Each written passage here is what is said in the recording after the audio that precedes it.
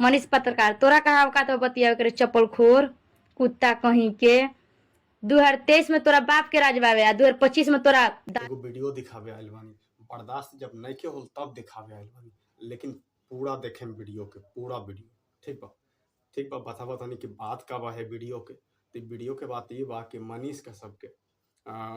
ये हमार दीदी जोन बाड़ी पीछे दिखत अरे विजिबल होता। ये जोन दीदी बाड़ी हमार ये चड्डी छपकलस। अगर इनकरे अगर डिलीवरी में अगर सरकारी अस्पताल में अगर कोनो समस्या होई ना तो यह चड्डी छप जिनका के बोलो तरी ना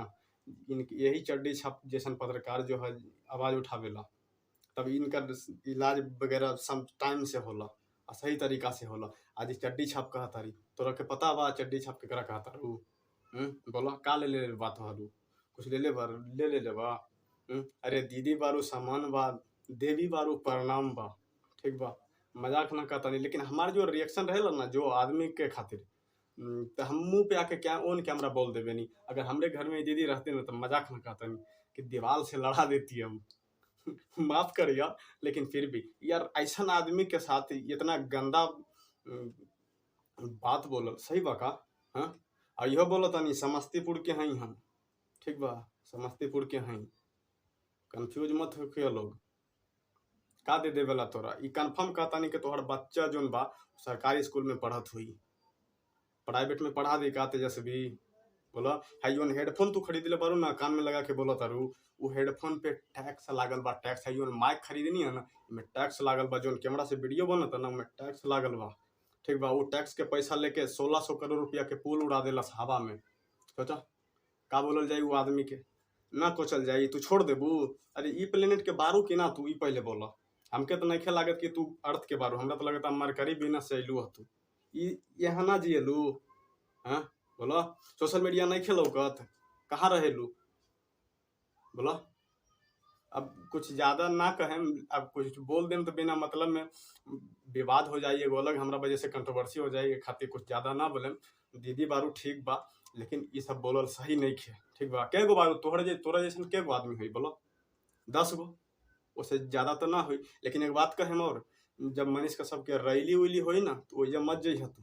या वैजा अगर जेबो करबा तो ये सब बात मत बोलिह तो बिना मतलब कुछ आ जेबू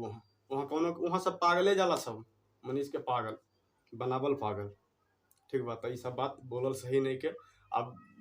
खैर मेरा मतलब साहब मैं भोजपुरी में आपसे बातचीत करूँ जैसे ये भोजपुरी में बोल रहे थे इसलिए ऐसा नहीं है कि हम लोगों को नहीं आता है भोजपुरी लगभग लैंग्वेज हम लोग भी बोल लेते हैं ठीक है। और बिहार के समस्तीपुर के हैं।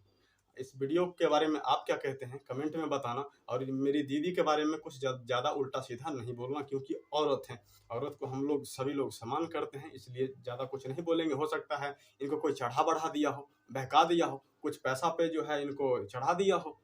कहीं पैसा वैसा लेके तो ऐसा ये सब भी कांड तो हो रहा है आजकल लोग पैसा देके इंटरव्यू दे रहे हैं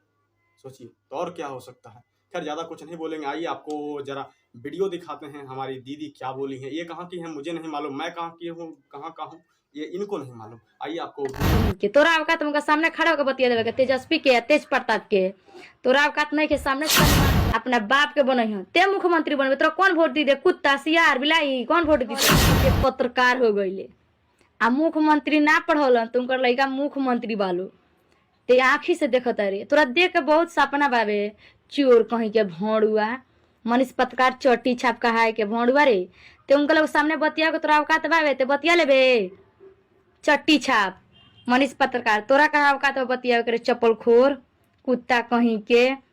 2023 में तोरा बाप के राज बावे 2025 में तोरा दादी के राज आ जाई कि ते ना बन देबे। एगो वोट तोरा ना दिला से गिर ना जइहन